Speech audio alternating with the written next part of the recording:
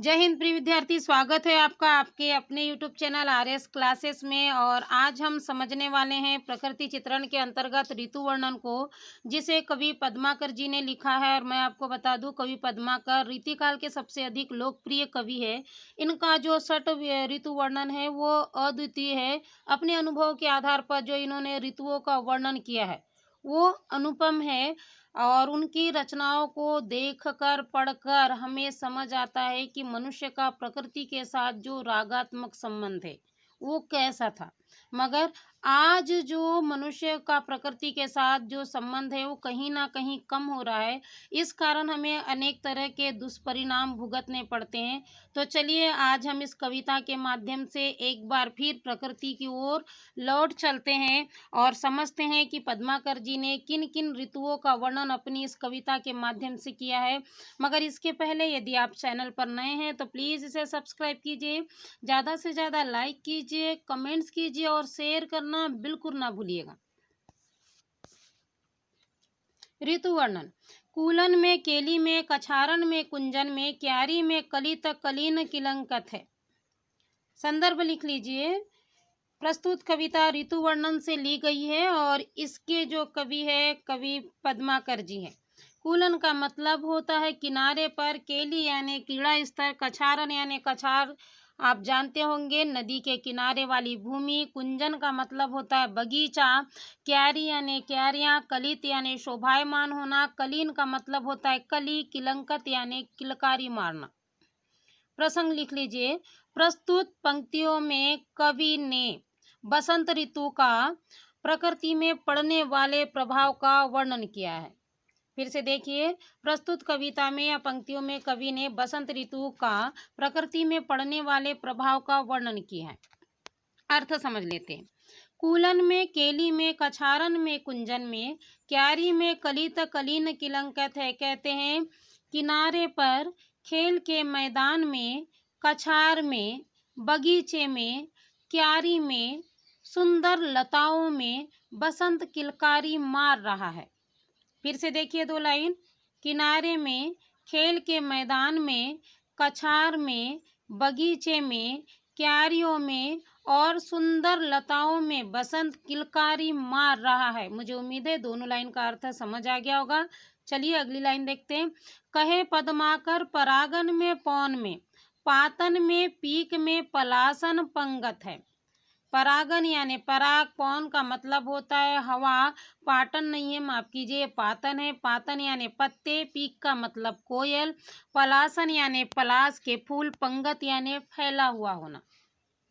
कवि पद्माकर जी कहते हैं पराग में, पवन में, पत्तों में, कोयल की आवाज में, पलास के फूलों में सभी जगह बसंत फैला हुआ है। फिर से देखिए क्या कहते कवि पद्माकर। पराग में, पवन में, पत्तों में, कोयल में, पलास के फूलों में सभी जगह बसंत फैला हुआ है। द्वार में, दिशान में, दुनी में, देश देशन हूँ मैं, देखो दीप दीपन में, दीपत दिगंत है। कहते हैं द्वार पर, देश में, दुनिया में, दीप में, दीपों में सभी जगह बसंत फैला हुआ है। फिर से देखिए दो लाइन। द्वार में, देश में, दुनिया में, दीप में, दीपों में सभी जगह बसंत फैला हुआ है।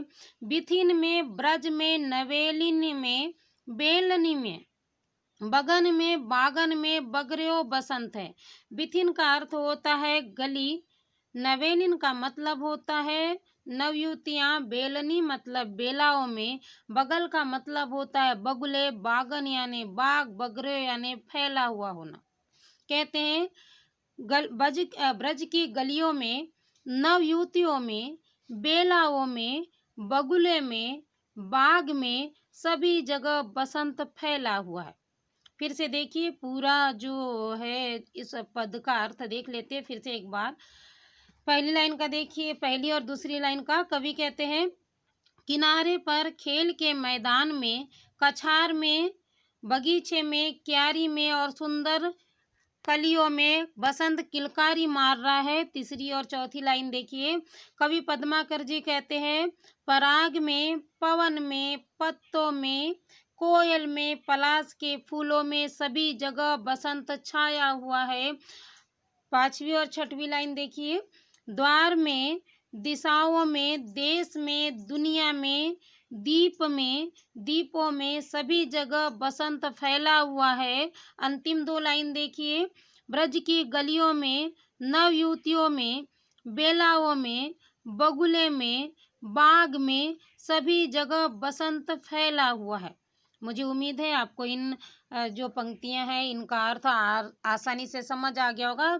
शब्दावली भले ही थोड़ी सी आपको कठिन जरूर लग रही होगी, मगर अर्थ बिल्कुल आसान सा है। विशेष देख लीजिए क्या होगा, ब्रज भाषा है, अनुप्रास अलंकार का बड़ा ही सुंदर इन्होंने वर्णन किया है, साथ में बसंत ऋतु का वर्णन किया गया। चलिए अगला पद समझते हैं। और भांति कुंजन में गुजरत भीरे भोर, और डोर झोरन पे बोरन के वे गए। कहे पद्माकर सु और भांति गलियान, छलिया छबीले छैल और छवे छवे गए। और भांति बिहग समाज में आवाज होती, ऐसे ऋतु राज के न आज दिन द्वे गए।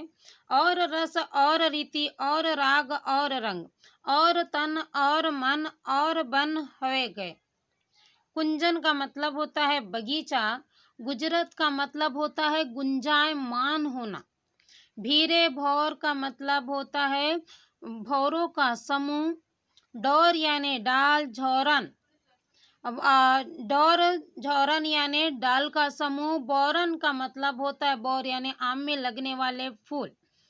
ठीक है, छलिया का मतलब होता है नवयुवक, बिहग का मतलब होता है पक्षी, ऋतुराज यानी बसंत ऋतु। चलिए अर्थ समझते हैं।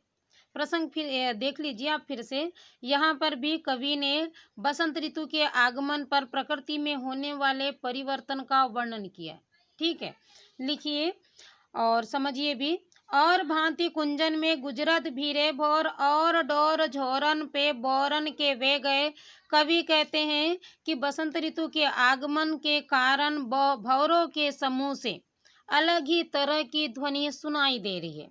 क्या कहते हैं कि बसंत ऋतु के आगमन से भौरों के समूह में अलग ही तरह की ध्वनि सुनाई दे रही है।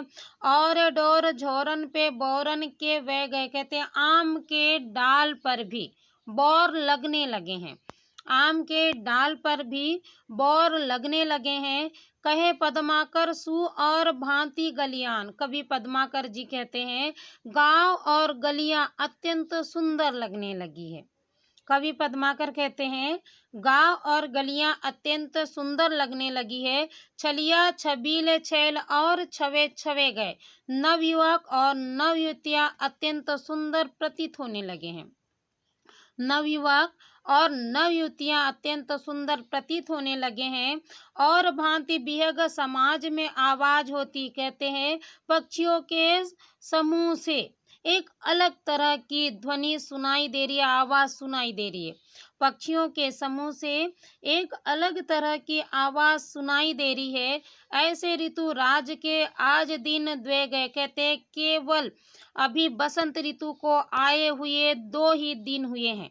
कहते हैं केवल बसंत ऋतु को आए हुए अभी 2 ही दिन हुए हैं, किंतु प्रकृति में अनेक परिवर्तन दिखाई देने लगे हैं।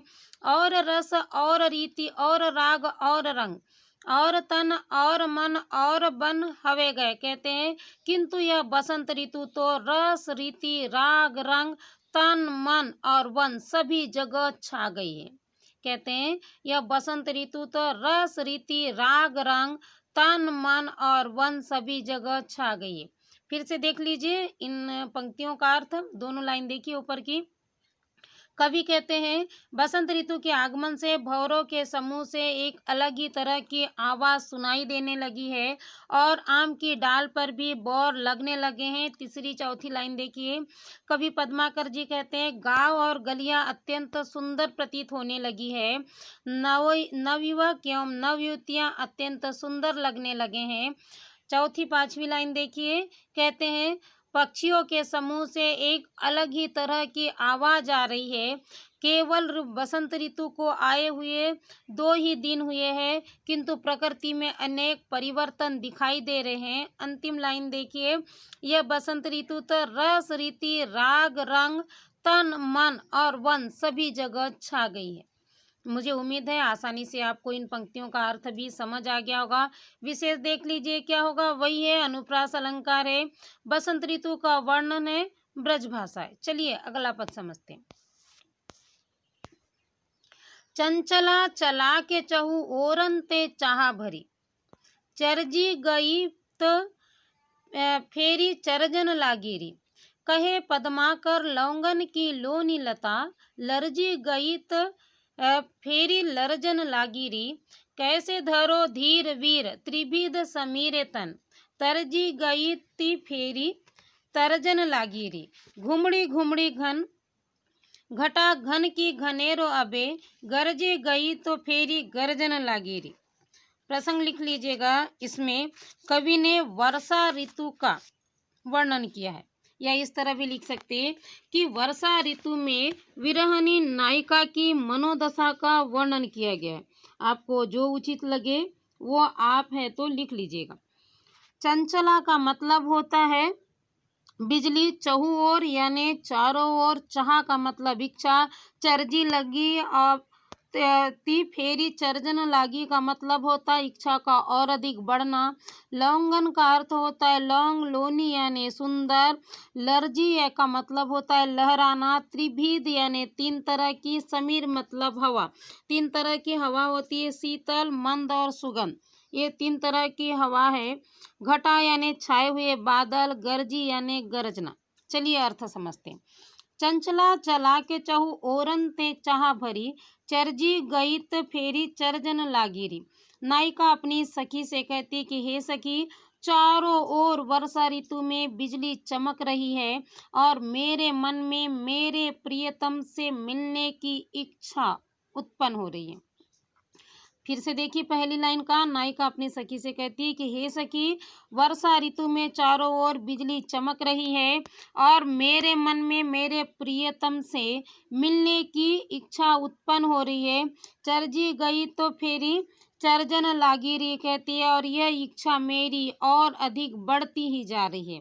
कहे पद्माकर लौंगन की लोनी लता, लरजी गई ती फेरी लरजन लागिरी।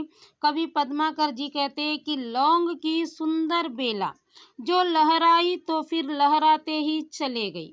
कहते हैं लौंग की सुंदर बेला जो लहराई तो फिर लहराते ही चले गई, कैसे धरो धीर वीर त्रिविध समेरे तन।